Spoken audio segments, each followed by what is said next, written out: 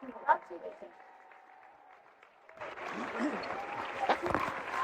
name's Joe Biden. I'm Joe Biden's husband.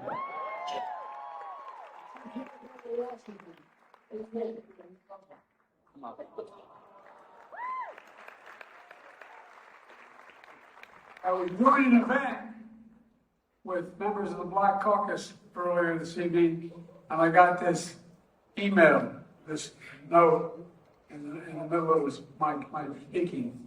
Jill said, "You're missing the best show I've ever seen." Thank you, Jeff, for that introduction, for organizing this special lineup of performers. It seems everyone enjoyed the show. Folks, looking out at all of you, I have just one thing to say. Broadway is back.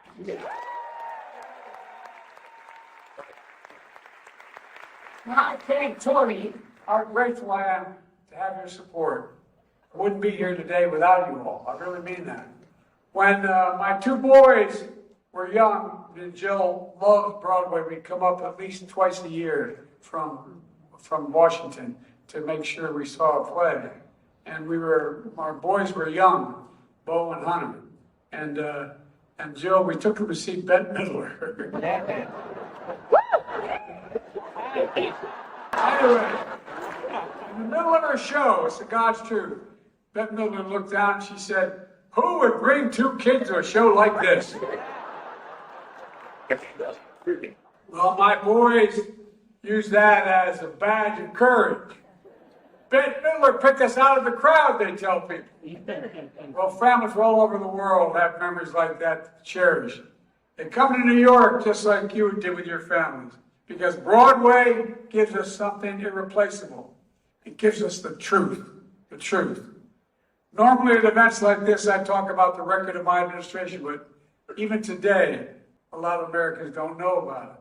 Things how we created 13 million jobs, how we rallied the world to confront Russia's aggression in Ukraine, or how we put the first black woman in the United States Supreme Court.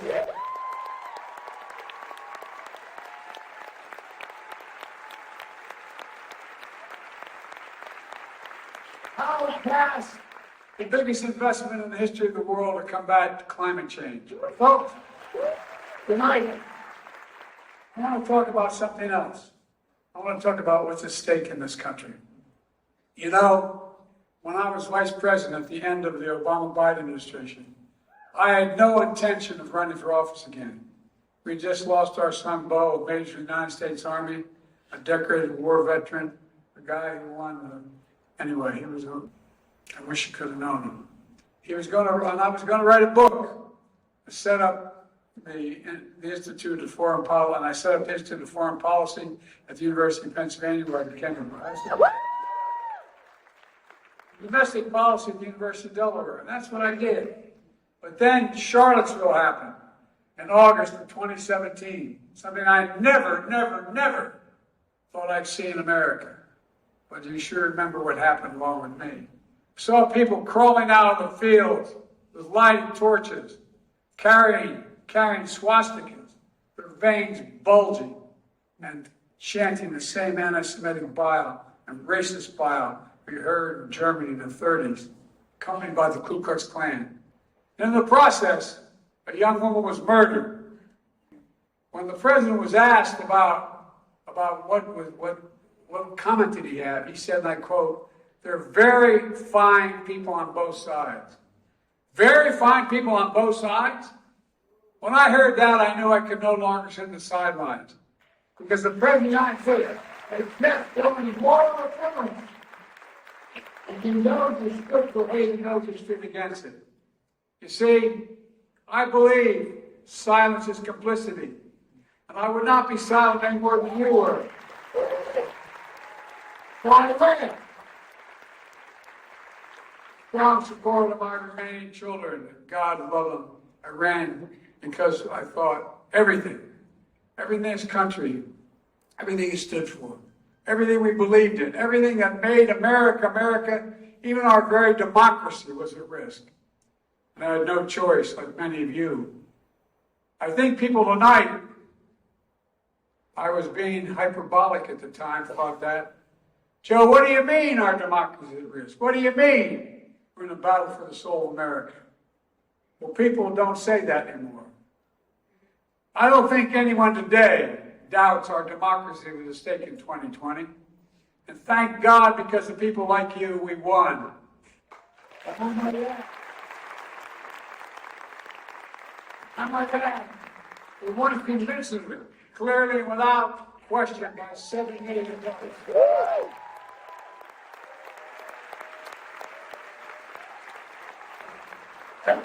That only withstood not more than not one, but 60 legal court challenges and an insurrection on January the 6th.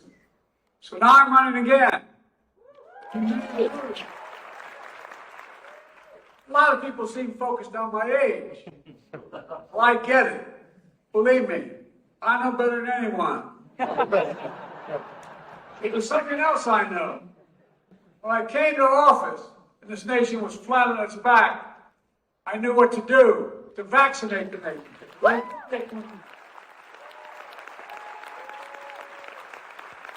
When the Russian invaded Ukraine, I knew what to do to rebuild NATO and the alliance and to rebuild our alliance and drive the world.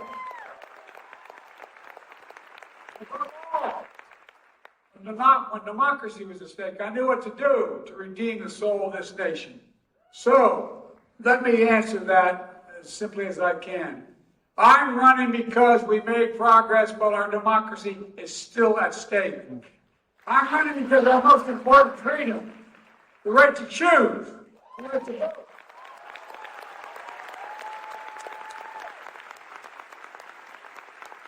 The right to be who you are. What who you love.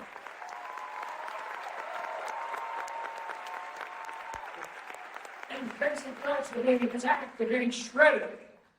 I'm running because our children should have the right to go to school without fear of being gunned down by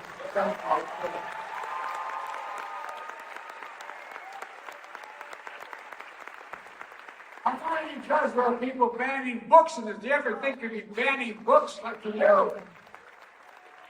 I'm running because all across America, hate groups have been emboldened.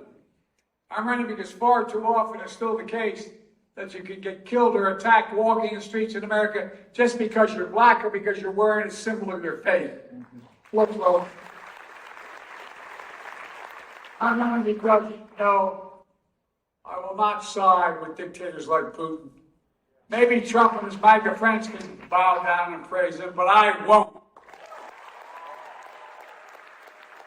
Maybe this 5 years, nothing as straight up to him as I always have and always will. I'm running because hear this. I want the entire nation to join me in sending the strongest, clearest, most powerful message possible that political violence in America is never, never, never acceptable.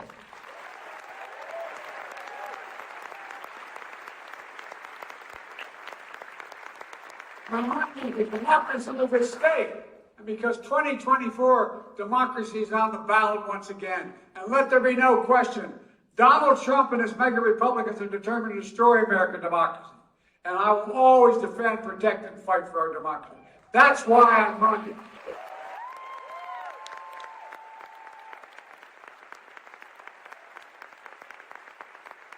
I'm tired. I never thought I'd ever have to say anything like that. This country we live in is so special. We're the only country in the world, we're the most unique country in the world. We're not built on our ethnicity or religion or geography. We're built on an idea. We're the only country built on an idea that we hold these truths to be self-evident, that all men and women are created equal, endowed by their Creator. They deserve to be treated equally throughout their lives. We've never fully lived up to that commitment, but God knows we have never in 240 years walked away from it. Never walked away. You're not going to walk away.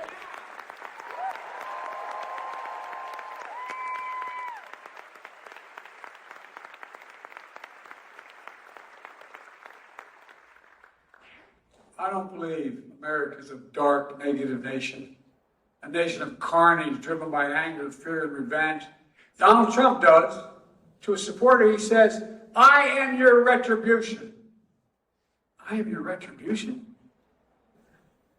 We're a failing nation, he says. Either they win or we win, and if they win, we no longer have a country.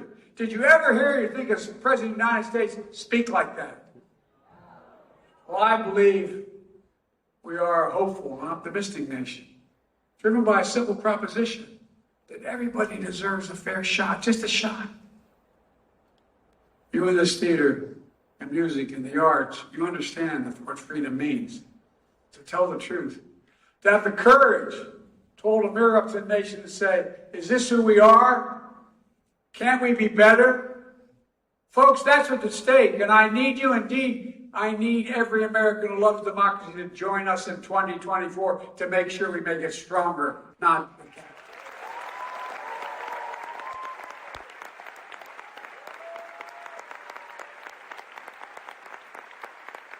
Let me do that.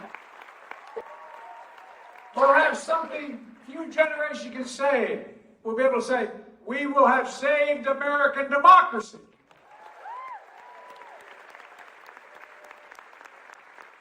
Sounds like hyperbole, but it's a fact. I've never been more optimistic about our country's future in the 800 years I've served. Because what the hell we are. We are the United States of America. And there's nothing beyond our capacity if we work together. There's never been a problem we've had where we've not come out stronger than when we went in. And ladies and gentlemen, it's time for us to stand up. There's nothing we can't do when we work together. Nothing. God bless you all, and may God protect our troops. I love you.